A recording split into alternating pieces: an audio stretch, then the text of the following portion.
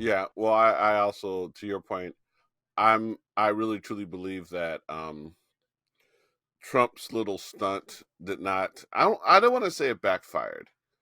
I don't think it was effective. When I say, because I think backfired means that it sets him back.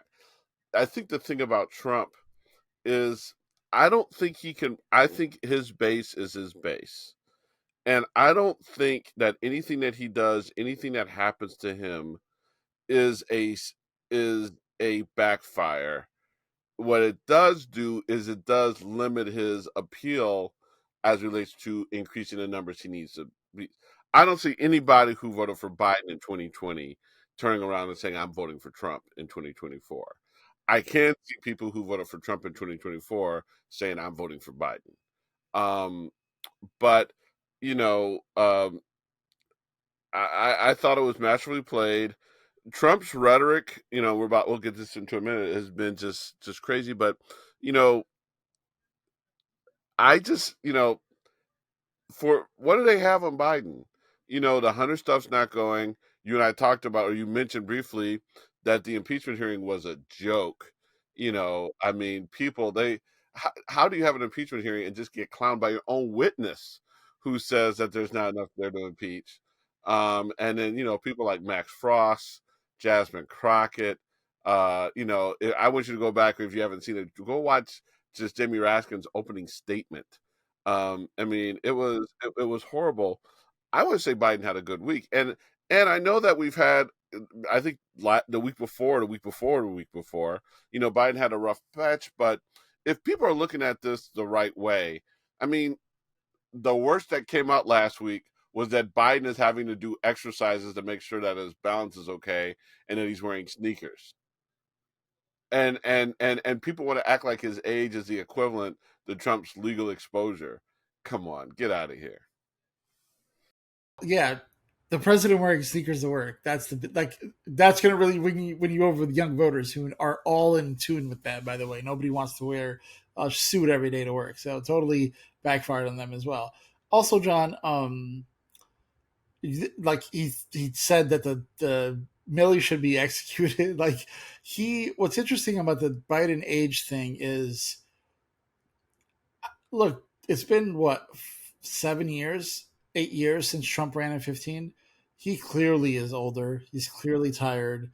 He's not as, again, I make fun of people who make fun of Biden, and I don't want to say anything about his mental state as far as Trump goes, but he's down a rabbit hole that he can't find his way up. And that's not the same as making sure the old guy doesn't slip on the tarmac. Like, that's not the same thing where you're going on conspiracy theories about needing a voter ID or ID to buy chicken or whatever he was saying, buy bread or whatever he was saying. These are conspiracy theories that I think on some level Trump believes that people in Hollywood can't shower so they all smell bad, et cetera, et cetera. These are things that he said just this past week. And so that's not the same thing as Biden taking secret trips to Ukraine, meeting with world leaders. Just because he wears sneakers means absolutely nothing to do with that. And I'm ready, John, for us to lean into that. Like, I don't know if you've noticed, I'm watching from afar. Biden's leaning into the age thing, says, all right, there's no on the job training. I've been there, done that. I know what I'm doing. So I understand that that's their that's how they're combating the thing. But I think you lead into it with the Trump stuff. Just show the video of what Trump's doing and what Biden's doing. It's going to be a clear difference of who's capable and who's not capable. And so I think you lean into it a little bit. You talked about the impeachment hearing. I don't know if we're going to talk about it in depth, but it reminded me, John, of, I know this backfired, John, because first of all, people know Jasmine Crockett's name now. She's an absolute superstar. Nobody knew her name prior to this week, at least amongst the national kind of conversation, right? So good for her because that was a rock star moment. You talked about Raskin. You talked about I don't know who's Amasovich. What's his name? The funny guy who wears the blue suit. Yeah, Josh Moskowitz. Yeah. He had great moments. All of those videos were online, John. I didn't see a single thing from Republicans online. It reminded me, John, of it doesn't happen in Bears country much anymore, but when your football team's leading by a lot and they start doing trick plays and they get the fridge a touchdown and then they get the backup tight, the backup lineman a touchdown, It felt like that, where it was like, okay, Hmm. Raskin scored. All right, let's get Jasmine Crockett a touchdown. Let's get this person a touchdown. Let's get this person a touchdown. That's what it felt like. It was like just W after W after W. Comer had no idea what to do. Who's the is he Goldman? Goldman who tried to introduce the evidence of whatever he was trying to do, and Comer wasn't going for it until he absolutely had to. That was a viral moment. AOC had a phenomenal moment. I know your feelings about her, but she had a great moment talking about the text messages on message. John, what all of them, our entire lineup was on the same page.